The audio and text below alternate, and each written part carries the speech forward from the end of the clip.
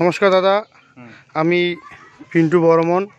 আমি IIL insecticide India Limited tractor brand থেকে আসছি, ইনসেকটিসাইড ইন্ডিয়া লিমিটেড।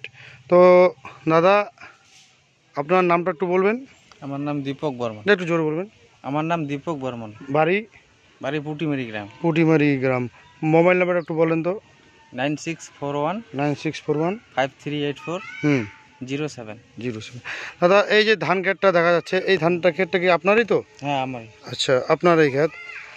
আচ্ছা দাদা, ধানের বয়স কতদিন চলছে টোটাল? বয়স মোটামুটি 1.5 মাস হবে। 1.5 মাস হবে। দাদা, এই মোটামুটি আজকে হলো বুধবার 21 তারিখ, মোটামুটি ওই 12 তারিখ, এই মাসের 12 তারিখে আপনার খেতে এসে আমি একটা ওষুধ আপনার খেতে আমি ডেমো করেছিলাম, ঠিক আছে, পরীক্ষার জন্য। ওষুধটার নাম মনে আছে? ওষুধটার নাম মনে নেই। আচ্ছা, দেখালে চিনতে পারবেন তো? হ্যাঁ, চিনতে পারবো। আচ্ছা, দেখাচ্ছি আমি। দেখেন, এই দেখেন, এই ওষুধটা হয় কি, ভালো করে দেখেন তো। হ্যাঁ, এইটাই। এর নাম হচ্ছে সোপিয়া, আমাদের IIL insecticide India Limited tractor মার্কা সোপিয়া, ঠিক আছে। এই যে আপনার এই ক্ষেতটা যে আছে, এখানে এই ওষুধটা আপনার দেওয়া হয়েছিল তো? কতটুকু দেওয়া হয়েছিল মনে আছে? এটা মানে 40 ml দেওয়া হয়েছিল, এই এতটুকু জায়গা, ঠিক আছে। আচ্ছা, আজকে দেওয়ার মোটামুটি কতদিন হলো দাদা? 1 সপ্তাহ হলো। 1 সপ্তাহ হলো।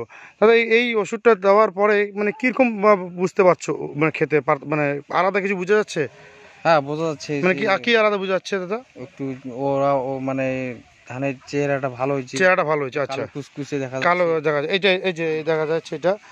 আচ্ছা, এই যে মানে কালো হচ্ছে, আর এমনি আরো কিছু আলাদা কিছু, মানে কোনো রোগ বা লাল ডাল বা রোগ কিছু দেখা যাচ্ছে এখন অবধি? লাল দেখা যাচ্ছে না, এমনিতে আপাতত কোনো রোগ দেখা যাচ্ছে না। আচ্ছা, পাশের ক্ষেতটা একটু আমরা যাই, ঠিক আছে। আচ্ছা, এই পাশের ক্ষেতটা যাই দেখি। এটা তো নিশ্চয়ই আপনার আগে গাড়া মনে হয় এই ক্ষেতটা? কতদিন আগে গাড়া এই ক্ষেতটা?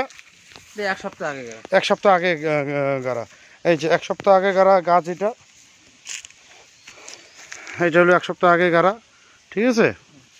আর এটা হচ্ছে দাদার হচ্ছে 1 সপ্তাহ পরে গাড়া। দাদা, এই আপনার যে ক্ষেতটাতে আছে, আপনি মানে সার কীরকম দিয়েছিলেন? এটা সার আপাতত দেওয়া হয় নাই, মানে সেইভাবে সার দেন নাই?